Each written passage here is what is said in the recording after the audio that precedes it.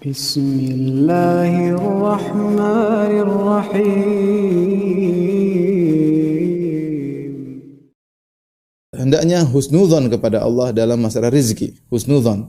Allah Maha pemberi rizki dan Allah mudah memberi rizki kepada hamba-hambanya ya. Yang penting kita husnudzon dan kita berusaha. Bukan berarti kita husnudzon doang kemudian kita malas-malasan, tidak.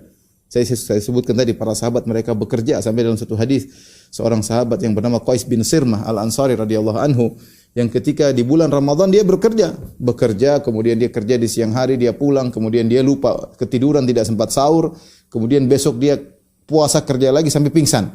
Artinya mereka bekerja mencari nafkah, bahkan dalam kondisi sedang beribadah, sedang berpuasa, mereka juga bekerja ya. Ya, demikian ya. Inna sama'a la tumtir dhahaban. Sungguhnya langit tidak menurunkan hujan emas. Seorang bekerja, seorang berusaha ya. Tapi sertai dengan husnudzon kepada Allah Subhanahu wa taala ya. Ya. Nabi yang menyuruh kita jangan minta-minta sama orang lain.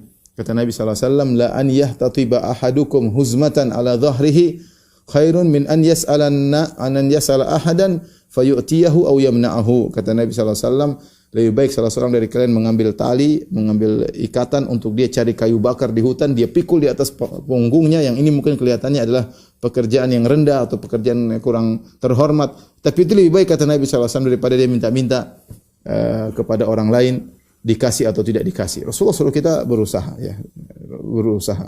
Kemudian juga Nabi sallallahu alaihi wasallam pernah mengatakan, man yakful li alla yas'alan nas atakaffal bihil jannah. Siapa yang mau menjamin kepada aku tidak minta-minta kepada orang, maka aku akan jamin surga baginya. Yaitu seorang berusaha kerja, maka dari hasil kerjanya sendiri.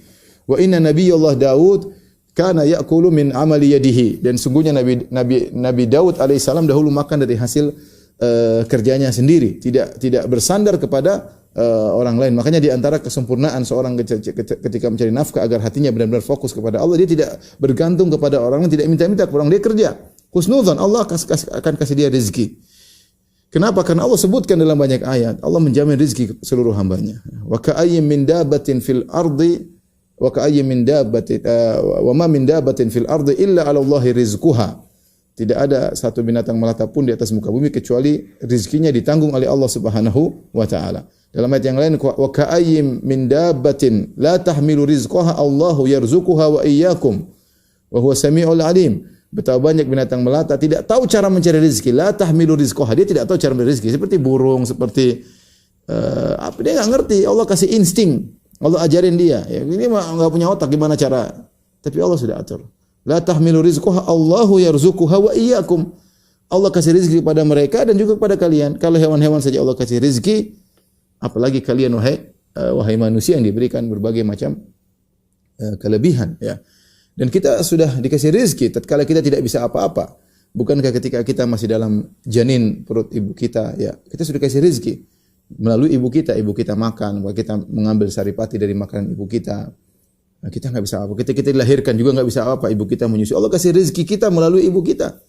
Kemudian setelah kita mulai jadi anak-anak, kita masih makan, masih kenyang, di sana di sini, siapa yang kasih rezeki? Orang tua kita. Dari mana? Dari Allah Subhanahu wa taala. Allah sudah atur, ya. Allah sudah atur. Makanya Allah melarang orang-orang yang membunuh anak-anaknya, kata Allah Subhanahu wa taala, "Wa la taqtulu auladakum khasyata imlaq. Nahnu narzuquhum wa iyyakum." Janganlah kalian bunuh anak-anak kalian karena takut miskin. Allah yang kasih rezeki kepada mereka dan kepada kalian. Artinya apa? Allah yang menyatakan, kalian orang tua punya jatah rezeki, anak-anak juga punya jatah rezeki. Tidak, anak-anak tidak mengambil jatah kalian, enggak. Mereka punya jatah sendiri, cuma Allah kasih lewat kalian. Oleh karena kita lihat kenyataan, kita bisa bicara kenyataan, banyak di antara kita, mungkin kecuali yang diuji oleh Allah, banyak di antara kita, semakin dia banyak anak, semakin banyak rezeki, benar.